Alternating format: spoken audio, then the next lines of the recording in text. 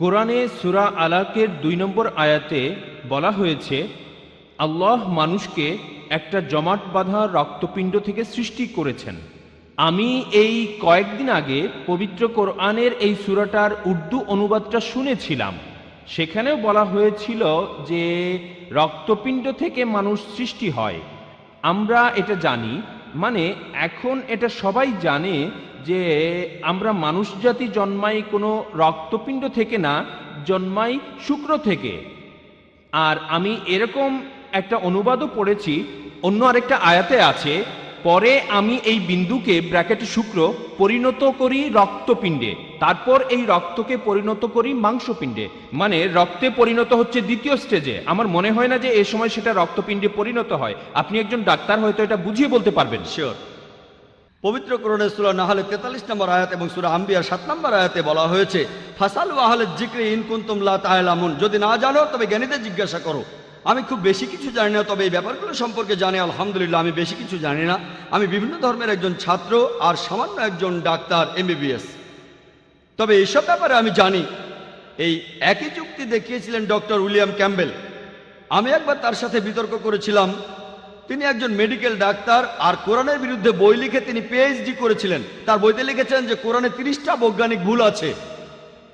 8 বছরে কোনো মুসলিম উত্তর দেয়নি। আমেরিকার ছাত্ররা আমাকে একটা বিতর্কের জন্য ডাকলো, তারপর আমি আমেরিকার শিকাগোতে গেলাম কয়েক বছর আগে। বিতর্কের বিষয়টা ছিল কোরআন এবং বাইবেল বিজ্ঞানের আলোকে, আর তার একটা যুক্তিও ছিল একই, আপনি যেটা বললেন।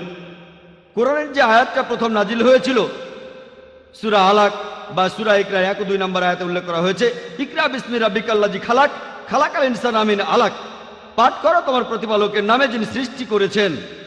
মানুষকে সৃষ্টি করেছেন জমাট বাঁধা রক্তপিণ্ড থেকে।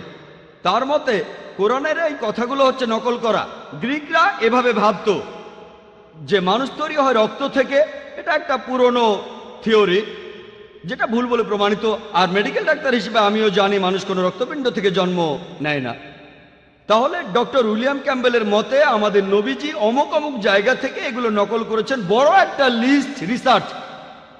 আর তিনি বললেন যে নবীজি সাল্লাল্লাহু আলাইহি ওয়াসাল্লাম, নাউজুবিল্লাহ, আমাদের নবীজি তিনি নকল করেছেন সিরিয়ানদের, গ্রিকদের।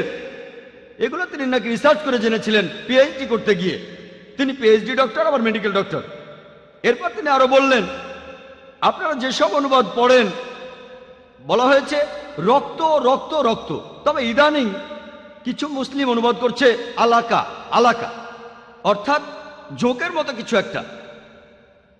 তিনি এটা জানতেন, আমি জানতাম না, তিনি জানতেন। তবে তিনি তখন বলেছিলেন আমাদের সেই অর্থটা নিতে হবে। কোরআন নাজিলের সময়ে তখনকার লোকেরা যে অর্থটা বুঝতো, এখনকার সময়ের কোনো অর্থ আমরা নিতে পারি না। কোরআন নাজিলের সময় কোনো মানুষই এটাকে জোক বলে মনে করেনি, একথা ঠিক। সেজন্য আপনারা আগেকার যে তাফাসিরগুলো পড়বেন সবাই বলছে রক্ত, এই কথা কেউ বলছে না যে আলাকা হলো জোকের মতো কিছু। আর আমিও একমত।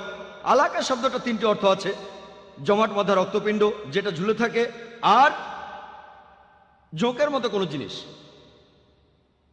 প্রফেসর কিথ মুরকে কোরআনের আয়াতটা দেখানো হয়েছিল মাইক্রোস্কোপে পরীক্ষা করে। তিনি বললেন আমি জানি না এটা জোকের মতো দেখায় কিনা। তিনি মাইক্রোস্কোপ দিয়ে ভ্রূণের প্রাথমিক অবস্থা পর্যবেক্ষণ করলেন, তারপর জোকের একটা ছবির সাথে মিলিয়ে দেখলেন, আর দুটোর মধ্যে মিল দেখে খুবই অবাক হয়েছিলেন। আজকে মেডিকেল সায়েন্স বলছে যে ভ্রূণ দেখতে জোকের মতো, কিন্তু তার যুক্তি ছিল সেই সময়ের যে অর্থটা করা হতো সেটাই নিতে হবে, আজকেরটা না। আর তিনি উদাহরণ দিলেন যে কোরআন বলছে আর বাইবেলও বলছে শূকরের মাংস খেও না, কিন্তু এখন আমেরিকায় শূকর বলতে একজন পুলিশ অফিসারকেও বোঝায়। তাহলে কি বলবেন কোরআন বলছে তোমরা কোনো পুলিশকে খেও না? আর লোকজন সবাই হাসতে লাগলো।